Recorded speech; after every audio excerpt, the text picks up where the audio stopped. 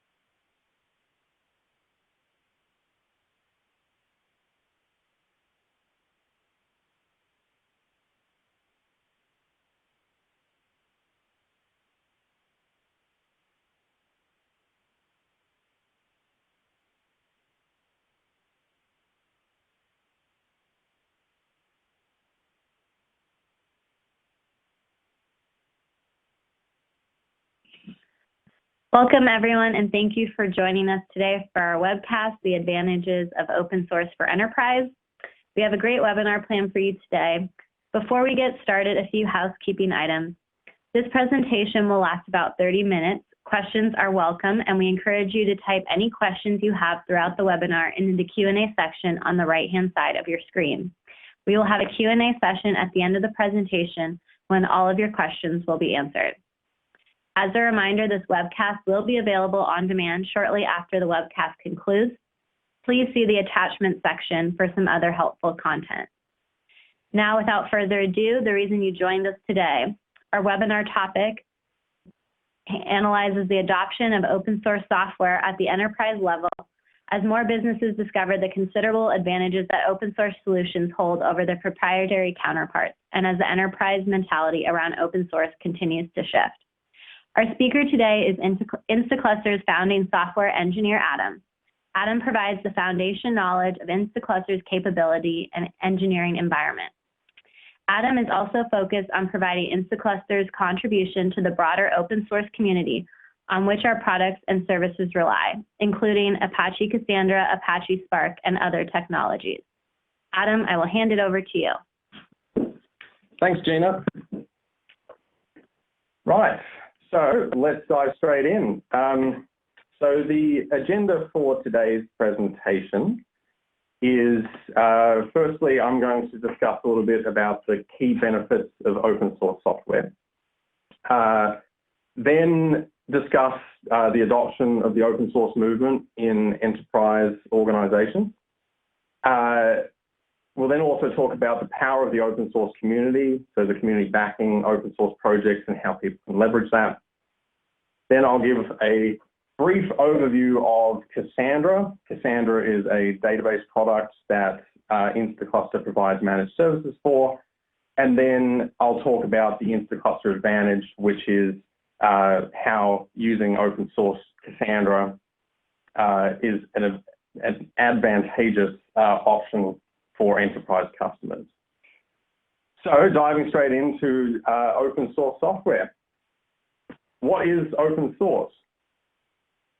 So the term open source refers to something that people can modify and share because its design is publicly accessible.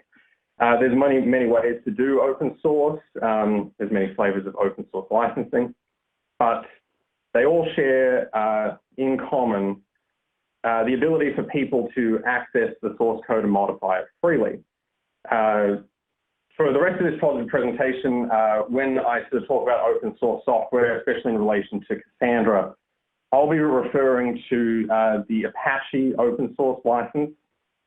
The Apache license is a generally permissive license that also gives freedom to commercial entities to distribute modifications, but then of course also contribute back to those projects. So let's talk a little bit about the community behind open source projects and how enterprise customers can leverage that community to their advantage. So the main thing is, open source projects, I like to call it kind of crowd power.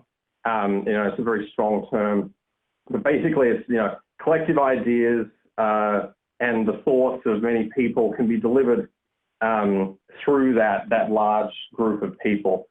It's an open exchange of ideas, and many talented people provide a basis for rapid software development and problem solving.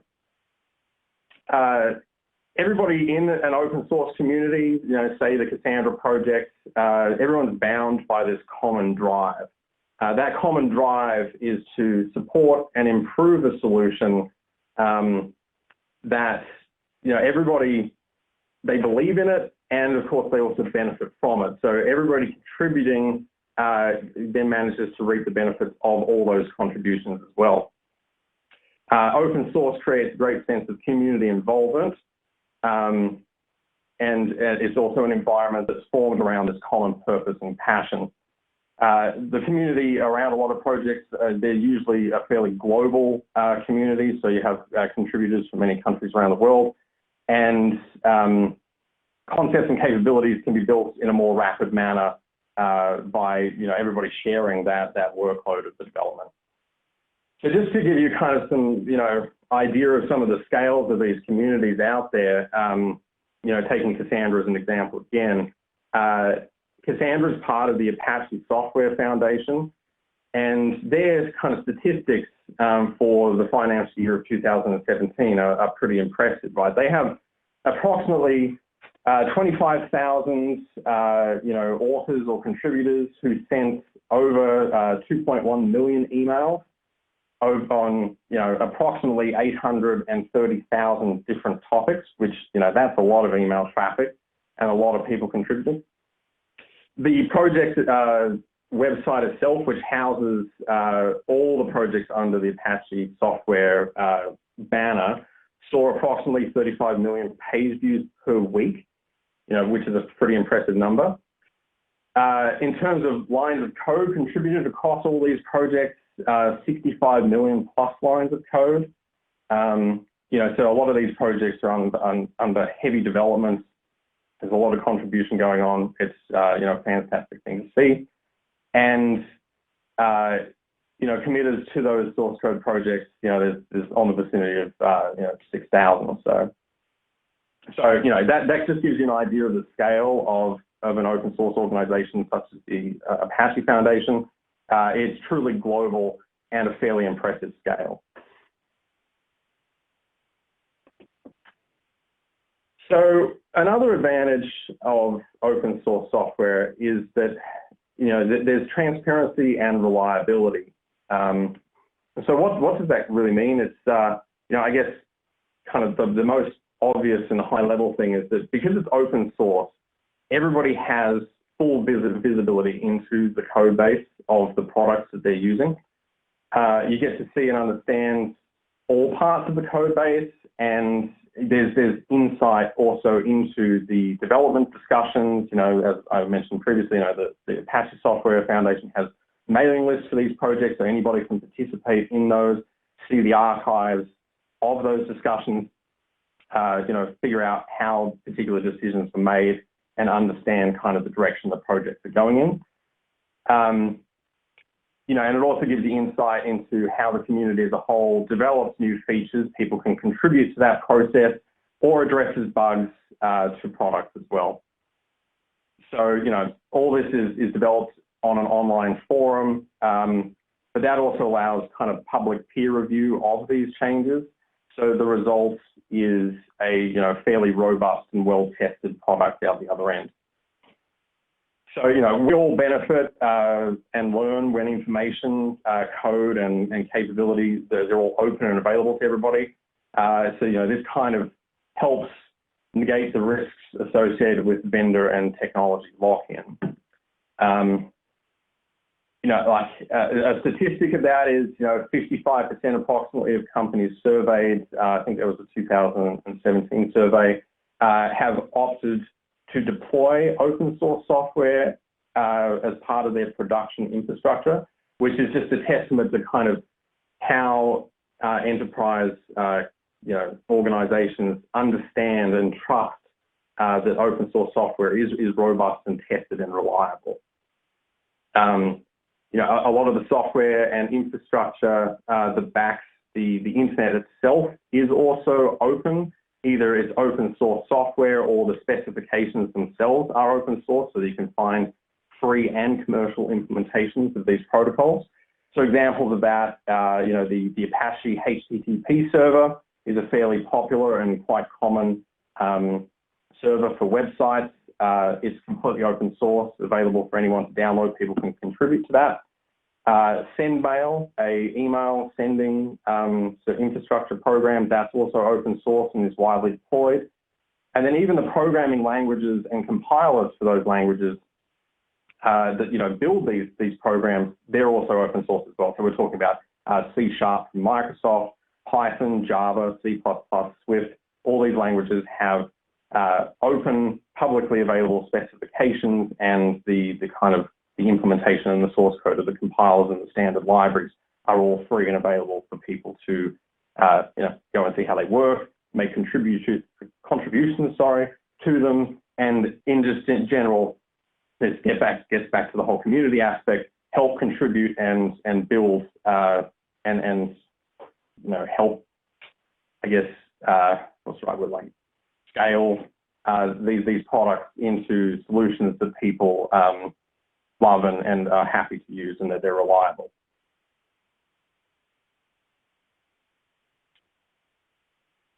Security and merits. So when you talk about security and open source software, and this gets a little bit back to transparency as well, because it is transparent and it means anybody can go in and examine the source code. People can go in and look for security flaws. There's just in general more eyes on the code. If anyone can go and have a look at it.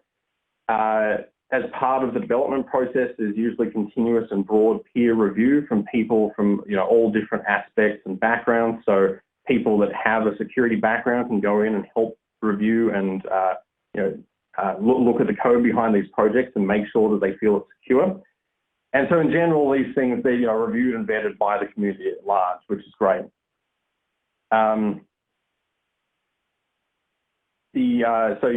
Gartner, for example, recommends the Apache HTTP server as a more secure alternative to the closed source IIS server from Microsoft, I believe, just because of that exact reason, where it's open.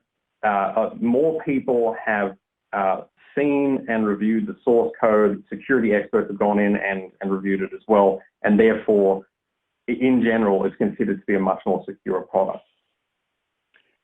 In terms of merit, the Apache Software Foundation, they remain 100% volunteer. It's just everybody contributing in their spare time or as part of corporate organizations wanting to contribute back to these projects. I guess in general, there's no underlying agenda or push in a specific direction for these projects, except to try and make the best and most useful product possible. There's no kind of commercial backing, so the project kind of has an agenda in the background where they have features, they have customers that are expecting certain things. It's really about everybody in the community deciding what's best for the project, which direction it should go in, which features are good, and so on and so forth. So that is just something that's very, very nice about open source products. And because it's open source, it also means it's free. So there is usually zero licensing fees for open source products, especially for all the Apache Software Foundation products. They're all completely free of charge. The license permits usage without any licensing fees. That, of course, means lower total cost of ownership, which is fantastic. And I guess because it's free, it doesn't necessarily mean you're not paying for it. And let me just explain that a bit more. You're paying for it in values less tangible than money, right? So you can, by using open source products, it allows you to, in effect, outsource some of your work to the broader community, but with the hope from the community, right, that you contribute back as well. So that is the cost of using open source software, is that that you need to be actively partaking in the community or willing to contribute back to actually reap some of the benefits here. What this also means is that smaller software shops are potentially able to handle larger and bigger projects. They don't have to purchase expensive software solutions. They're able to leverage the free or licensing-free software available that's open source to then build these larger projects that they're working on. And because it's free, it also means that it's easier to get started and explore. There's no long procurement times required. So you can typically usually go and download these projects and install them on your development workstations or in a testing environment, something like that, without sort of having to wait for vendors to approve this or give you a trial period or something like that. So, as a result, you don't have to wait years potentially to deploy a solution. You can test drive it prior to actually setting up your production environment and so on. It's also suitable for inter-agency collaboration, rapid prototyping, and experimentation as well. And of course, in general, using proprietary software increases the risk of vendor or technological lock-in, which I will discuss a little bit more next. So some of the pitfalls with proprietary lock-in, I've split this into two categories, one related to kind of cloud-specific and then just proprietary vendors in general. So starting with cloud-related stuff, adopting cloud provider-specific APIs or products, it can make migration away from a particular cloud environment difficult, and you're also unable to achieve competitive pricing because their product, there is no competition for that product that they are willing to kind of go lower in terms of price on. So, you know, an example of that, right, is, say, DynamoDB from Amazon. It has a specific API, so you have to write your application to use its client libraries. And while those libraries are free and available of charge, of course, DynamoDB has licensing fees associated with it. You have to pay for it. And more importantly, it's only available on AWS. It's not available on other cloud providers. You can't run it on site in your own environment. You can't run it on your development workstation. So even during that discovery phase, you're paying for licensing. You're paying for you know, having DynamoDB running. And once you then run it in production, you're then kind of stuck using that. And it's a large overhaul in order to get away from that kind of lock-in. So, you know, if you pursue a multi-cloud provider strategy, then open source software potentially, you know, allows you to achieve that because you're not locked into these specific providers. And, you know, having that resilience against, you know, or cloud provider outages is sometimes a good thing. We see a number of our customers wanting that kind of reliability. You know, it doesn't happen often, but AWS and Azure have had outages in the past. And so if you want a cross-cloud provider solution, you can't use a specific cloud provider's proprietary product. And then I suppose in general, you know, just avoiding vendor lock-in, right? You know, you're potentially held hostage to ongoing price increases or changes to licensing and so on. You know, don't bring in another Oracle in sheep's clothing, right? There's, you know, plenty of other proprietary corporations out there that, you know, their licensing looks good at this current time, but, you know, it might change in the future. And then you just, if you're locked into using that product, you have nothing to do except for to, you know, agree to their new terms. For software as a service providers, you know, these guys, there's typically no option to run the solution yourself. They want you to pay for that subscription pricing or licensing, sorry. You know, of course, by running the software for you, it's convenient. But if you stop paying for the solution, you lose access to that. Whereas, you know, if you're running that yourself, you know, okay, you don't get new versions or patches or upgrades or something, but you're still able to access the products that you're using. And then, of course, if you use open source solutions, you know, you're able to upgrade and patch for free without any licensing costs. And because proprietary software is typically, you know, the source code is not available for customers. If you do use it, you're unable to make modifications to the code base to suit your requirements. You have to collaborate with them and hope that they're willing to make those changes. You know, and so if there's any bugs or whatever, you're really unable to you know, fix or assist with fixing those problems by your own. You have to wait for the vendor to help with that.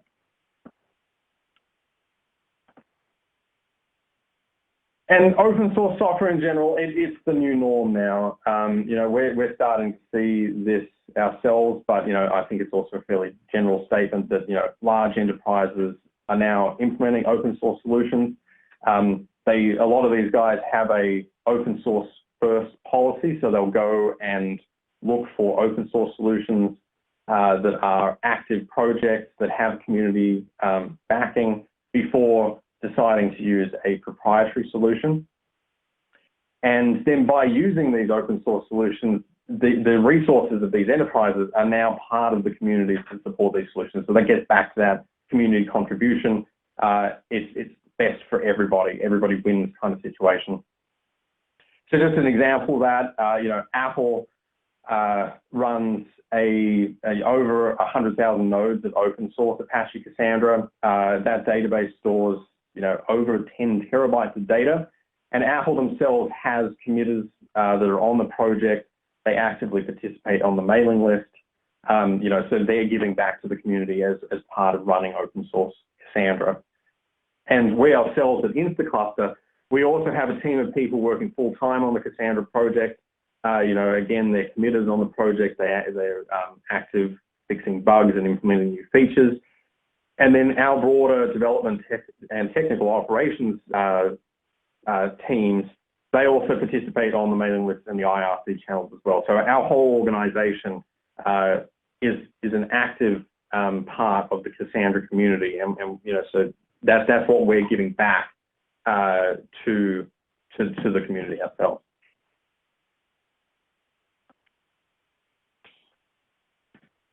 So,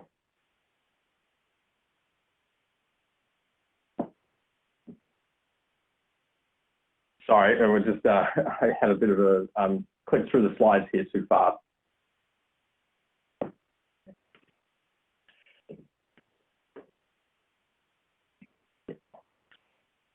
Okay, I think we're good with this one. So just a little bit of a segue into Apache Cassandra itself, because I wanted to explain a little bit more about, how Cassandra is an example of this model, but I need to give a little bit of a background about Cassandra as well. So Cassandra is the leading NoSQL database for high-scale and highly reliable applications. It has a shared nothing peer-to-peer architecture, which provides an extremely high reliability. And if you combine that with our Instaclustr SLAs, that can provide pretty much up to 100% uptime. The reliability is achieved by having data replicated across multiple nodes. Multiple nodes are capable of fulfilling queries, so there's no master-slave kind of setup going on. There's no failover if servers die. The whole service just keeps on running. And maintenance and upgrades is fully online, so you don't have to take the service down to perform maintenance or upgrades.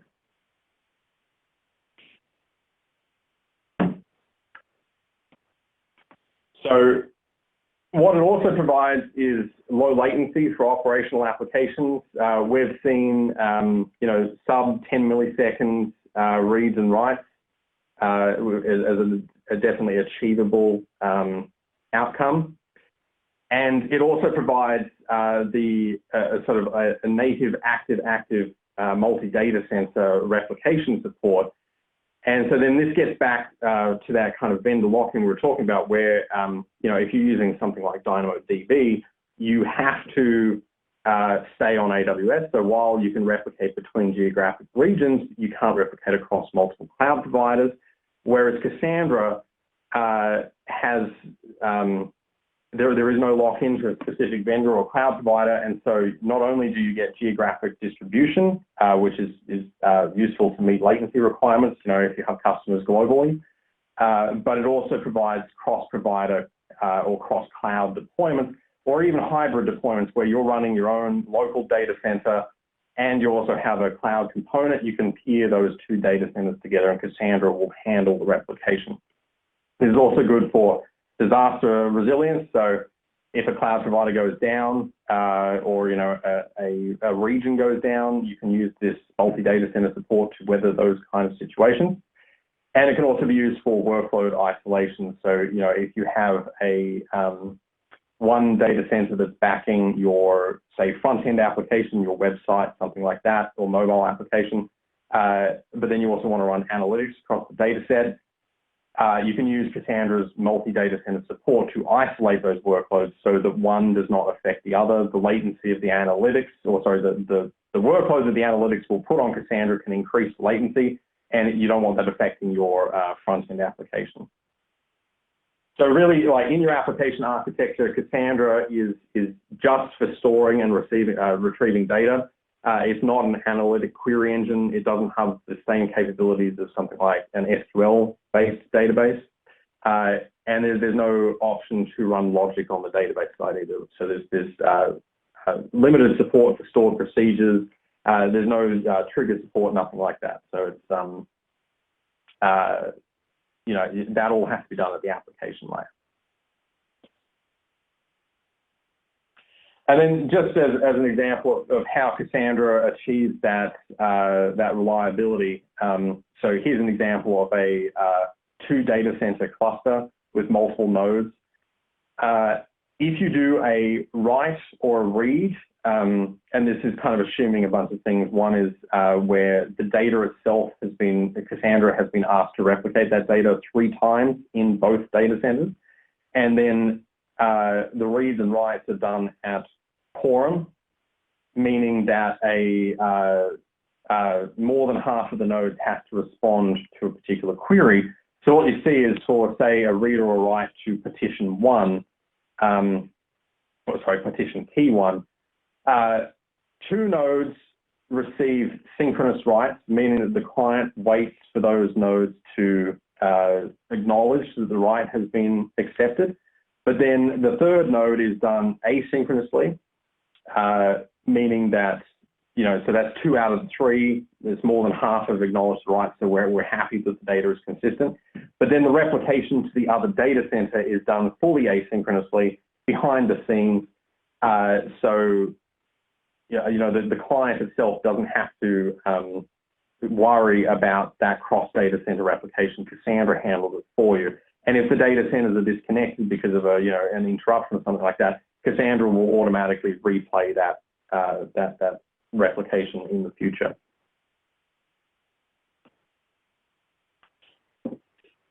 So adoption of open source Cassandra, there are commercial versions of Cassandra available, but going back to why is open source the best solution? These are just some of the reasons or indicators that we've seen that open source is a popular solution, especially in the case of the Cassandra project. So some of the leading operators of Cassandra around the world are also some of the largest companies in the world. This includes Apple, Microsoft, AT&T. These guys, they're all running open source Cassandra. And they also run some of the largest and highest performance Cassandra clusters in the world. The Cassandra community is a vibrant community because of all these large organizations are actually participating in the community. In combination with independent vendors like ourselves, the Cassandra community is very active. It's more vibrant than it has ever been, and we're seeing great progress in the direction of the project. And so the project used to be backed by a commercial entity, but now that it's a fully community-driven project, the result of that is that now the organizations that are running Cassandra are the active contributors to the project, and as a result, the stability of the code base is dramatically improved and is continuously improving. And it's no longer tied to a specific vendor's release cycle. So, the community is definitely benefiting from having these operators participate in the project and not being tied to the goals or, direction of a specific vendor. So some of the benefits of running Cassandra with Instaclustr, what do you get if you, anybody can go and install Cassandra themselves and run it on their own infrastructure, but what do you get by running it with us? We offer some additional features on top of the open source product, which are, we consider to be quite useful for a lot of our customers. So that includes dynamic scalability. So that means that momentary increases in workload can be, you're able to cope with those by scaling the cluster. This capability is built into the open source project, but is not particularly easy to utilize. We've made it easy to leverage that feature. It's a button click away. You can call it via our API to scale your cluster up and down as your throughput demands increase and decrease.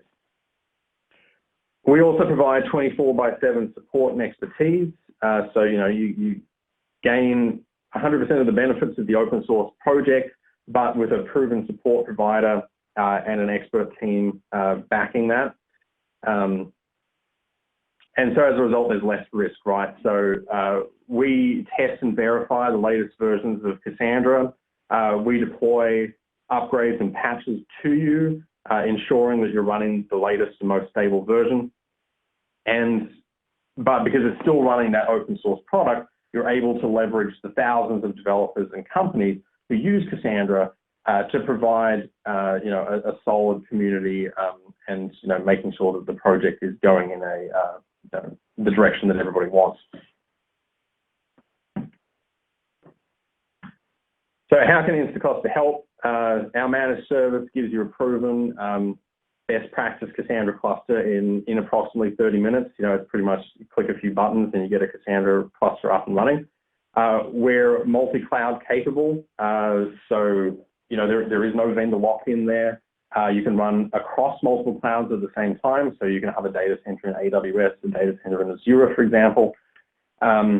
Security configuration is really easy. Again, it's just a tick of a checkbox, and your cluster is secured with SSL or TLS encryption.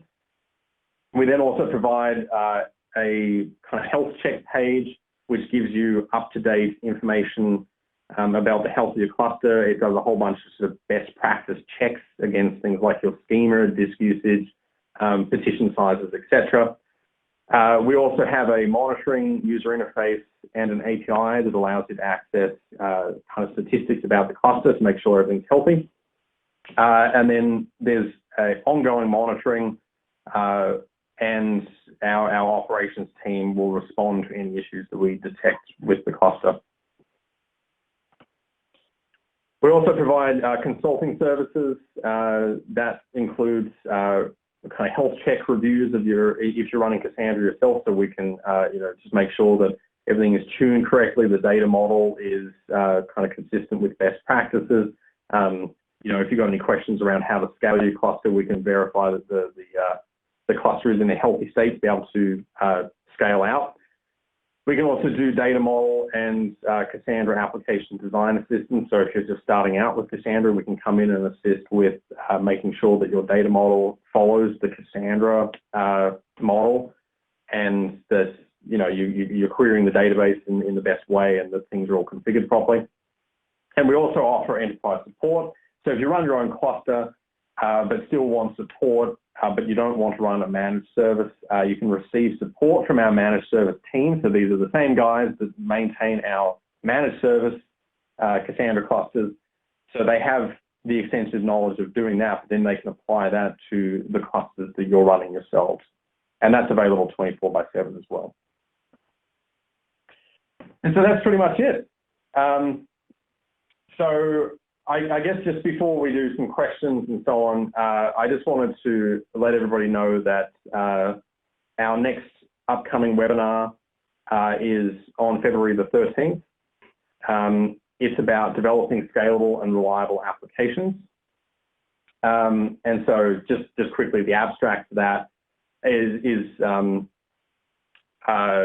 so Ben will survey the functionality of Instaclustr's core offerings, and that currently is managed Cassandra, managed Apache Spark, Alessandra, and Apache Kafka.